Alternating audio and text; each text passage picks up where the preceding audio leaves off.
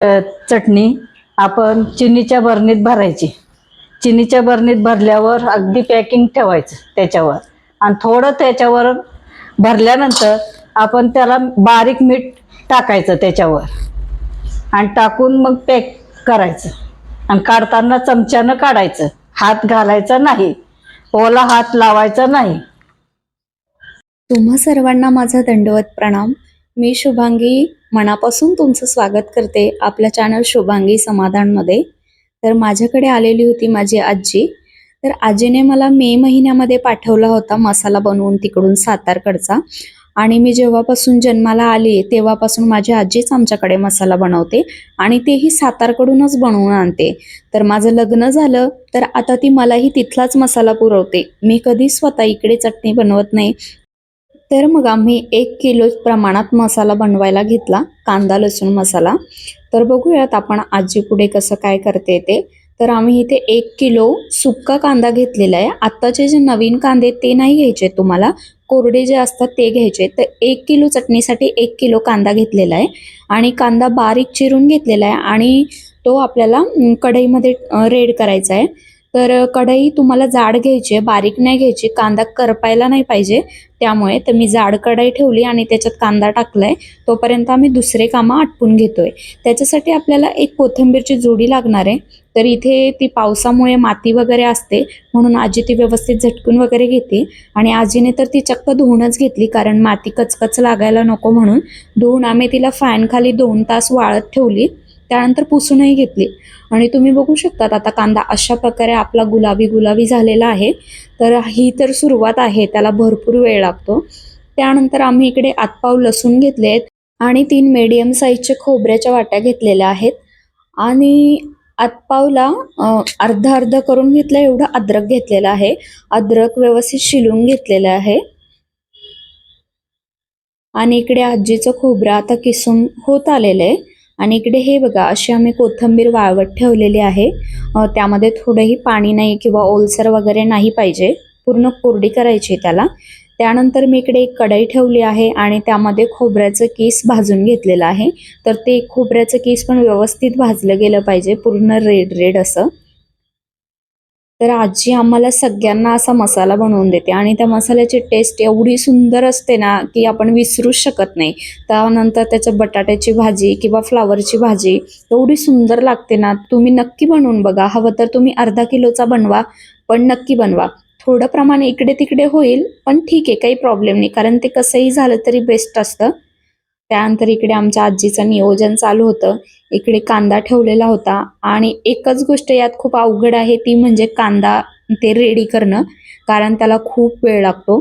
त्यानंतर इथे आजीने आता कांदा रेड झाल्यानंतर त्याच्यामध्ये पाव किलो तेल टाकलेलं आहे, म्हणजे पावशेर तेल टाकलेलं आहे त्याच्यामध्ये। आता तो कांदा आपल्याला तेलामध्ये शिजवायचा आहे। जर कांदा कच्चा राहिला तर चटणीला बुरशी येते किंवा ती खराब होते, त्यामुळे तुम्हाला तो पूर्ण व्यवस्थित शिजवायचा आहे। ते तुम्ही व्हिडिओमध्ये बघू शकतात।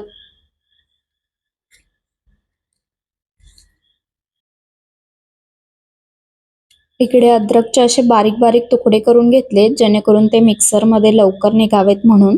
आणि आजी इकडे कांद्याचं आटपत होती, तोपर्यंत मी मिक्सरमध्ये लसूण, कांदा आणि खोबऱ्याचं किस आणि कोथिंबीर वगैरे ते काढून घेत होती।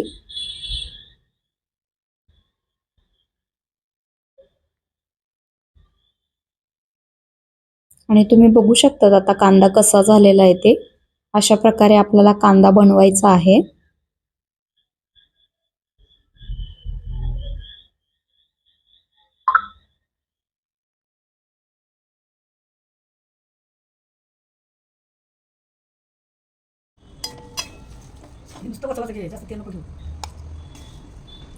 ते सगळं काढून झाल्यानंतर तो जो आपण कांदा बनवलेला आहे तोही आपल्याला मिक्सरमध्ये बारीक काढून घ्यायचा आहे।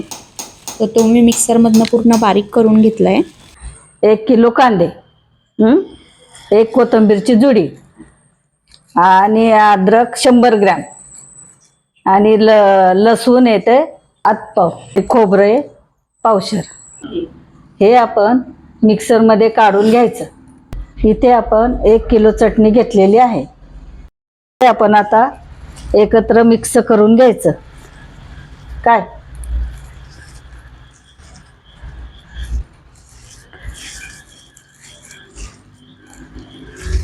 हाताची आग होईल ना तुझ्या. काही नाही होत.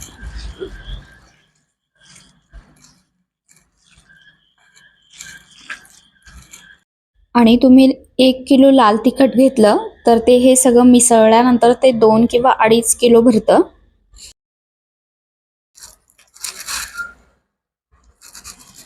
त्याच्यामध्ये पावशेर मीठ ऍड केलेलं आहे. मिसळायचं आता त्याच्यात.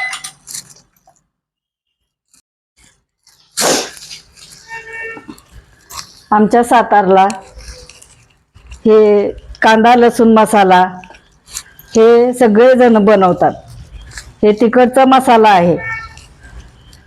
माझ्या बहिणी दरवर्षी येतात आणि माझ्याकडून करून घेऊन जातात.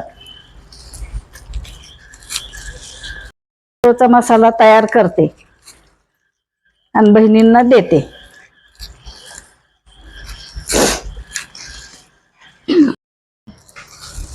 आता हे आपलं मीठ मिसळून झालेलं आहे. आता हे चटणीमध्ये हे ऍड करून घ्यायचं आहे मसाला. चांगला एक जीव करायचा असतो त्याच्यात मसाला. तेव्हा ते एक सारखा करून घ्यायचा हातानं.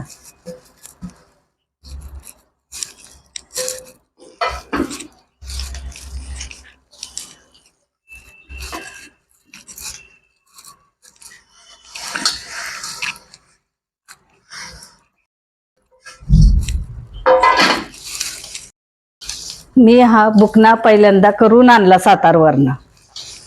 आणि नंतर हा बुकना करून आणल्यावर ह्यो इथं मी मिसळते.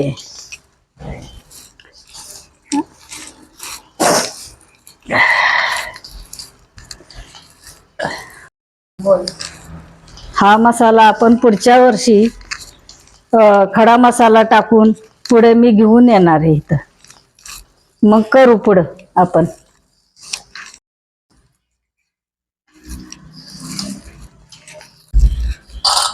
माझ्या मुलाला ही चटणी खूप आवडते.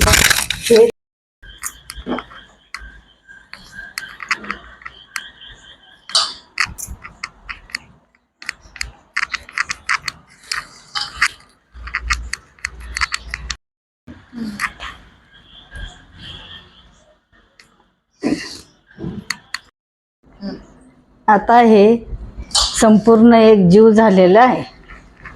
ही चटणी आपण चिनीच्या बरणीत भरायची. चिनीच्या बरणीत भरल्यावर अगदी पॅकिंग ठेवायचं त्याच्यावर. आणि थोडं त्याच्यावर भरल्यानंतर आपण त्याला बारीक मीठ टाकायचं त्याच्यावर आणि टाकून मग पॅक करायचं. आणि काढताना चमच्यानं काढायचं. हात घालायचा नाही, ओला हात लावायचा नाही. ही आपली चटणी बनवून रेडी आहे.